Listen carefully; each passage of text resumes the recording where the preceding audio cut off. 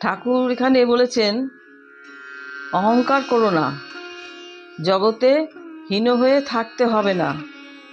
নিজের গর্ব যত না করা যায় তত মঙ্গল, আর আদর্শের গর্ব যত করা যায় তত মঙ্গল। ঠাকুর এখানে প্রত্যেকটি কথা খুবই গভীর এবং প্রত্যেকটা কথায় তাৎপর্য আছে। তো এই কথাগুলো যদি আমরা ঠিকঠাক করে জানতে পারি বা বুঝতে পারি, তা একমাত্র ঠাকুরকে জানলেই আমরা জানতে পারবো, বা ধর্মকে জানলেই আমরা একমাত্র জানতে পারবো।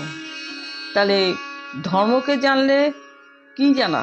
ধর্মকে জানতে গেলে আমাদের নিজেকে আমরা ভালো করে জানতে পারবো, বা নিজেকে সমস্ত দিক থেকে আমরা উন্নতভাবে গড়ে তুলতে পারবো। আর এই নিজেদেরকে যদি উন্নতভাবে গড়ে তুলতে না পারি, আর এই কারণে কিন্তু বাধার সৃষ্টি করে একমাত্র আমাদের অহংকার।